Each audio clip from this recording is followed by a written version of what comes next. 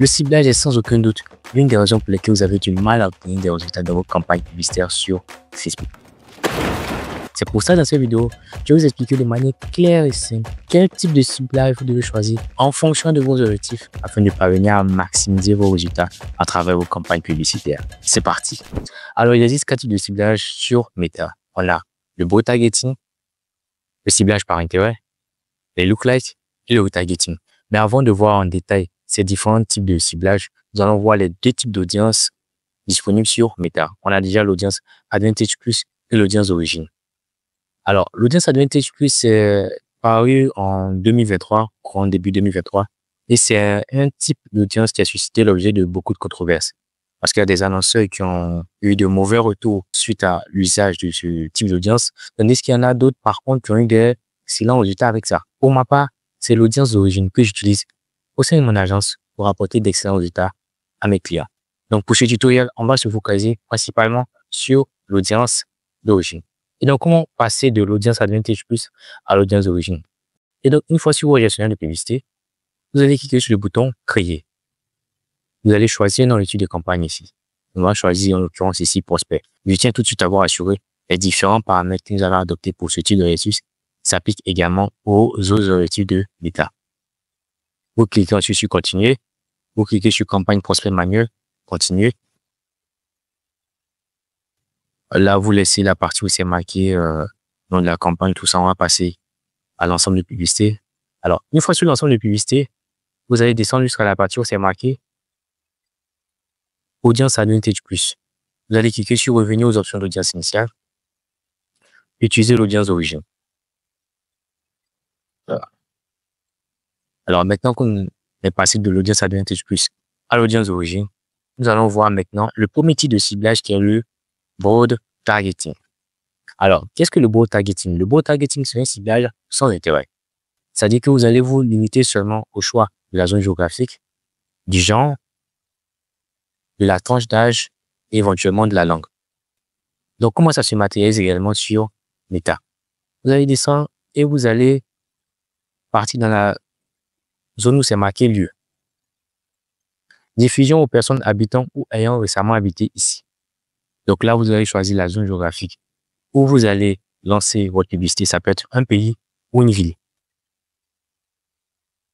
Moi, ici, je vais garder la France. Ensuite, vous pouvez essayer de définir une tranche d'âge. Je sais pas moi, 20, 50, tout dépend. Mais pour ce tutoriel, on va laisser sur 18 à 65 ans. Pour le genre, on va pas définir le genre, mais vous, à votre niveau, vous pouvez choisir de cibler soit que les hommes ou que les femmes. Après avoir choisi le genre, vous n'allez pas toucher au ciblage avancé. Vous allez venir au niveau de la langue. En l'occurrence, ici, je vais prendre français. Français tout. Voilà. Et vous ne touchez pas à la partie où c'est marqué ciblage avancé. Et donc, maintenant qu'on a vu le broad targeting, quel est l'intérêt d'avoir recours, en fait, à ce type de ciblage? Votre zone de ciblage n'est pas limitée. Ça, c'est déjà bien. De 2, ça peut vous permettre d'éviter d'effectuer des erreurs liées au choix des intérêts. Cependant, ici, l'objectif, il s'agira de pouvoir concevoir un créatif assez pertinent pour permettre à l'abonné de Facebook de pouvoir mieux la comprendre et ainsi pouvoir mieux la diffuser. Maintenant qu'on a vu le broad targeting, on passe maintenant au deuxième ciblage sur le ciblage par intérêt. Ce ciblage, comme son nom l'indique, c'est un type de ciblage où nous allons venir ajouter maintenant des intérêts. Donc, comment est-ce que ça va se passer sur Meta? Donc, on va dire, on est encore sur notre gestionnaire de publicité. On va choisir comme zone géographique la France, la tranche d'âge 18-65 ans, le genre, on va ici sur tous les gens. Au niveau de la langue, on a ici sur français. Et maintenant, on va venir rajouter des intérêts à notre campagne publicitaire. Et donc, dans la partie où c'est marqué ciblage avancé, nous allons venir rajouter maintenant les intérêts qui se rapportent à notre audience cible. C'est aussi simple que ça. Donc, on va prendre par exemple, je sais pas, soin du visage. Si par exemple, on a une marque de produits de beauté qui traite tout ce qui est acné, tout ça, on peut prendre comme intérêt soin du visage. On peut cliquer sur suggestion, on va dire cosmétique. On a également la possibilité de cibler les concurrents, par exemple, ou potentiels concurrents. Toujours dans le cas d'une marque de produits de beauté, on peut par exemple cibler, je sais pas, Aven. Voilà, vous pouvez cibler Aven, CeraVe. Voilà, c'est un peu ça. C'est un peu ça, on va dire, tout ce qui concerne les intérêts. Évitez de rajouter un peu de, on va dire, 3 intérêts par ensemble de publicité. Donc ici, on va retirer CeraVe Skincare et puis on peut garder que ces 3-là. Nous, en l'occurrence, ici, on va cliquer sur, on va décocher la partie où c'est marqué toucher des personnes en dehors de vos sélections de ciblage avancées quand cela a des chances d'améliorer votre performance. Tout simplement ici, si vous laissez ça cocher, c'est que vous allez obtenir au fait des prospects qui ne correspondent pas forcément à votre client potentiel si vous maîtrisez bien évidemment les intérêts qui se rapportent à votre client cible. Pourquoi avoir recours au ciblage par intérêt ou bien dans quel cas avoir recours au ciblage par intérêt? Ça peut être très intéressant d'avoir recours au ciblage par intérêt lorsqu'on démarre aussi son activité et qu'on connaît déjà l'audience à qui est-ce qu'on souhaite proposer ses produits ou bien son service en particulier. Le problème avec cela, vous risquez de limiter au fait votre champ d'action en définissant des intérêts. Là, on est tout à fait d'accord là-dessus. Ensuite, vous risquez rapidement d'atteindre un plafond de verre. Pourquoi? Parce que Meta aura présenté votre publicité à toutes les personnes qui correspondent aux critères que vous avez mentionnés ici dans la zone géographique. Alors maintenant qu'on a vu le ciblage par intérêt, on passe maintenant au lookalike. Alors qu'est-ce qu'un lookalike? Un lookalike, c'est une personne qui peut être potentiellement intéressée par votre produit ou votre service. Pourquoi? Parce qu'elle présente des caractéristiques identiques à votre clientèle de base. Et donc, comment est-ce qu'on va créer des lookalikes unitaires? C'est ce qu'on va voir. Donc, pour créer des lookalikes, vous allez fermer. Maintenant, vous allez regarder le menu de gauche. Là où il y a les 3 traits, vous allez cliquer sur tous les outils. Ensuite, vous allez cliquer sur audience. Alors, pour créer un lookalike, vous aurez besoin d'une audience personnalisée. L'audience personnalisée, c'est quoi? C'est-à-dire, par exemple, l'audience avec intérêt ou l'audience en brut qui vous a déjà rapporté des ventes ou des clients. Vous allez vous servir de cela. Vous allez l'enregistrer dans Meta et ensuite créer une audience similaire à celle-ci. Et donc, principalement, dans quel cas vous aurez besoin de ça? Je prends le cas, par exemple, d'une marque e-commerce qui faisait des ventes, qui avait lancé des campagnes avec un ciblage par intérêt et qui réalisait des ventes, mais qui depuis un moment ne réalise plus de ventes. Qu'est-ce qu'elle va faire? Elle peut créer une audience similaire. Elle va déjà créer une audience personnalisée, c'est-à-dire elle va enregistrer l'audience qui lui rapportait des clients et maintenant créer une audience similaire à celle-ci depuis Meta. Permettre à l'algorithme de Meta d'aller chercher d'autres personnes qui présentent les caractéristiques identiques ou similaires à notre clientèle de base pour ensuite faire à nouveau décoller les ventes. Donc, c'est principalement à ça que va servir le lookalike. Mais ça peut s'appliquer dans différents domaines que vous allez voir avec moi ici. Donc, pour créer une audience personnalisée, vous allez cliquer sur créer une audience personnalisée. Et comme vous pouvez le constater, il y a plusieurs moyens de créer une audience personnalisée, soit à partir d'un site web, d'un catalogue, des fichiers clientèle, d'une activité en ligne, d'un compte Instagram, d'un formulaire de prospect, etc.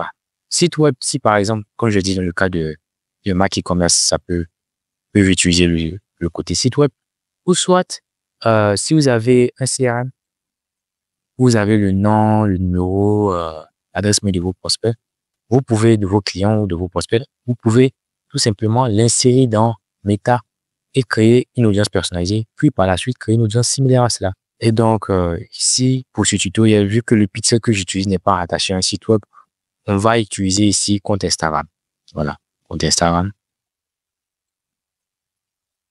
Et je vais utiliser mon compte Instagram personnel.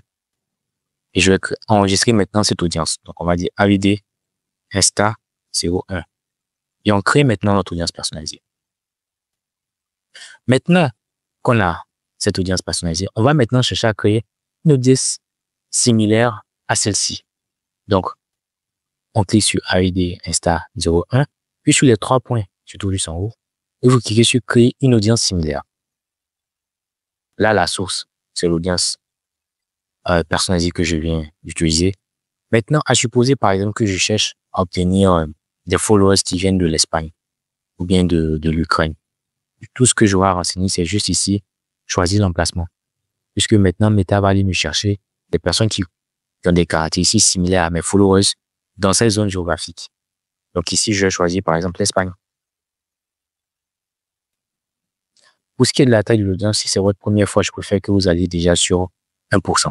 Maintenant, après, vous allez pouvoir passer à 5%, 6% par la suite. Mais pour un début, partez sur la base de 1%.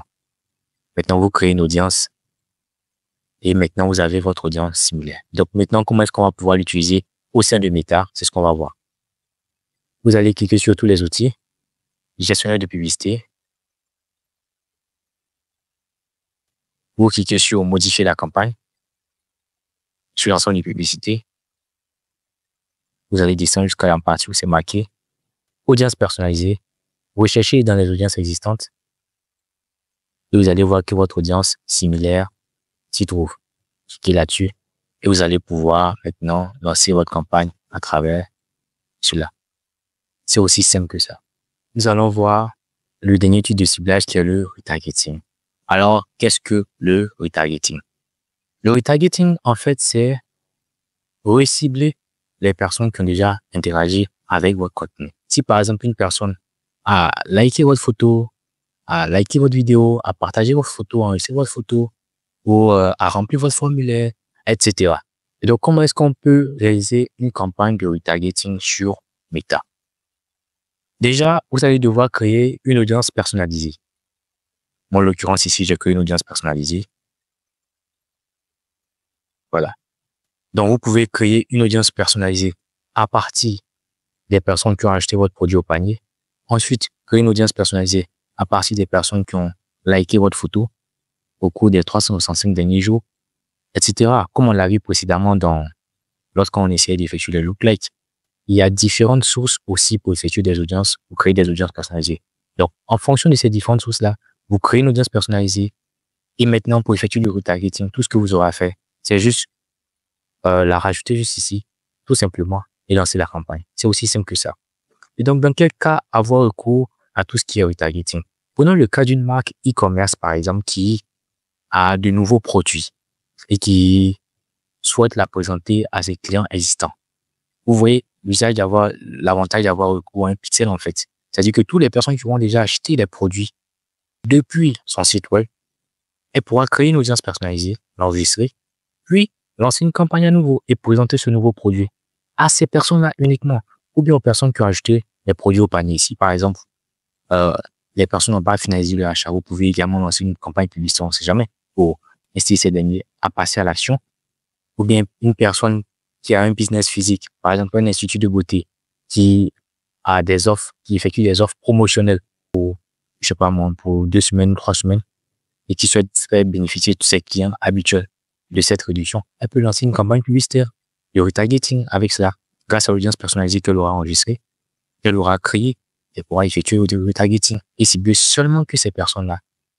Donc, vous voyez, il y a beaucoup de choses, il y a beaucoup de cas dans lesquels on peut utiliser le retargeting. Donc, c'est à peu près les cas de figure dans lesquels on peut avoir recours aux campagnes de retargeting.